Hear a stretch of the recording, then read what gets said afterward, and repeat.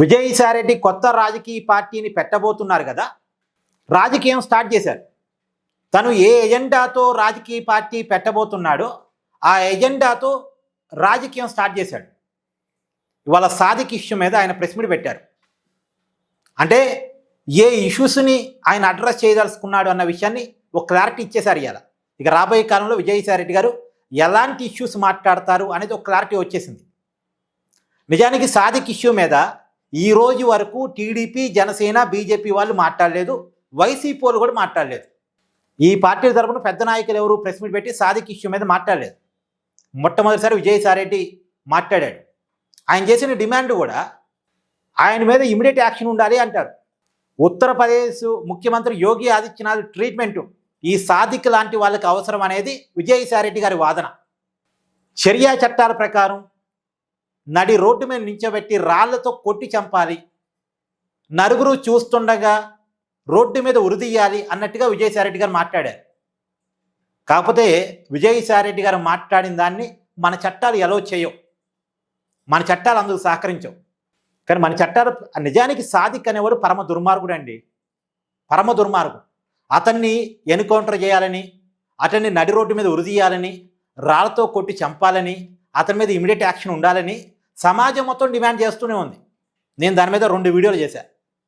మన ఛానల్లో చెప్పిన విషయాన్ని విజయసాయిరెడ్డి గారు చెప్పారు. కాకపోతే అందుకు మన చట్టాలు ఎలో చేయవు, అదే దురదృష్టకరం. ఇప్పుడు మన చట్టాల ప్రకారం ఏంది, సాదిక్ని అరెస్ట్ చేశారు, రిమాండ్కి పంపిస్తారు, కోర్టు ఆదేశాలతో జైలుకి పంపిస్తారు. ఒక 4 నెలల తర్వాత, 5 నెలల తర్వాత, 6 నెలల తర్వాత, లేదు 1 సంవత్సరం తర్వాత ఖచ్చితంగా బెయిల్ వస్తుంది, బయటకు వస్తాడు.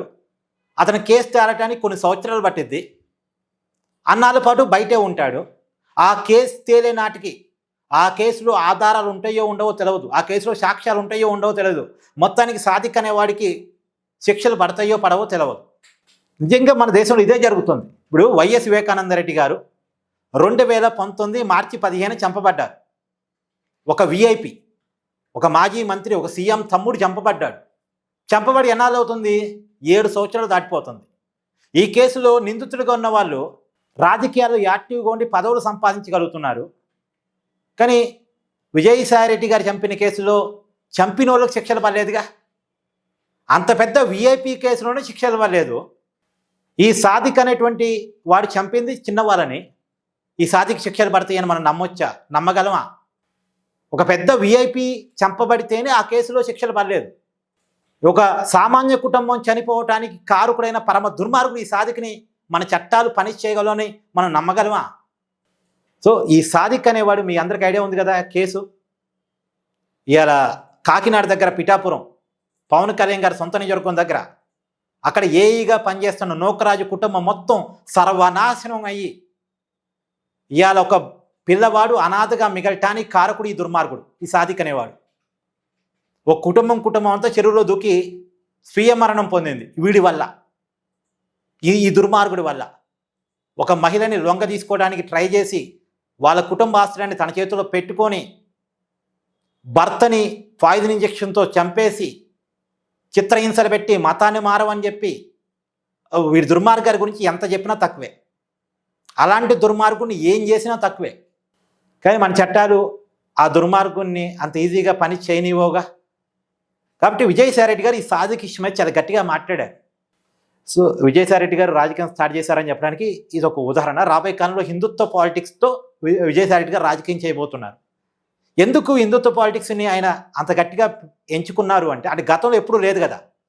గతంలో ఎప్పుడన్నా ఇలా ప్రెస్ మీట్ పెట్టి పబ్లిక్ ఇష్యూస్ మీద విజయసాయిరెడ్డి మాట్లాడిన వ్యక్తం కాదు. ఇప్పుడు ఎందుకు మాట్లాడుతున్నాడు అంటే అతని రాజకీయ పార్టీ హిందుత్వ ఎజెండాతో ఉండబోతుంది, బీజేపీ ఐడియాలజీకి దగ్గరగా ఉండబోతుంది. మనం మొదటి నుంచి చెప్తున్నాం, ఆయన పార్టీ పెట్టేది అధికారంలోకి రావడం కోసం కాదు. ఎందుకంటే అధికారంలోకి వచ్చేంత సీన్ ఆయనకి లేదు, ఆ పరిస్థితి లేదు. ఆయనకి తెలుసు అంత సీన్ లేదన్న విషయం. ఆయన పార్టీ పెట్టడం ద్వారా ఏదో పెద్ద ఎత్తున ఎమ్మెల్యే సీట్లు వస్తాయి, ఎంపీ సీట్లు వస్తాయనే ఆశ ఆయనకి లేదు. కాకపోతే ఆయనకి ఏ రాజకీయ పార్టీలో చేరటానికి అవకాశం లేక బీజేపీలో చేరదామనుకున్నాడు. టీడీపీ, జనసేన అభ్యంతరాల వల్ల చేరటానికి అవకాశం లేకుండా పోయింది. టీడీపీ, జనసేన చేర్చుకోవు, వీళ్ళు చేర్చుకోరు, బీజేపీలోకి చేరనివ్వడు. వైసీపీలోకి తిరిగి వెళ్ళటం ఆయనకి ఇష్టం లేదు.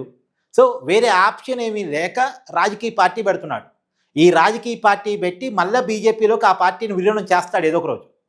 ఈ పార్టీని ఎస్టాబ్లిష్మెంట్ చేసుకొని ఇప్పుడు పార్టీని బీజేపీని విలీనం చేస్తుంటే కొద్దిగా బీజేపీ పెద్దలు అడ్డు చెప్పకపోవచ్చుగా, టీడీపీ జనసేన కూడా అభ్యంతరం చెప్పకపోవచ్చుగా, ఒకవేళ టీడీపీ జనసేన అభ్యంతరం చెప్పిన బీజేపీ పరిగణలో తీసుకోకపోవచ్చుగా.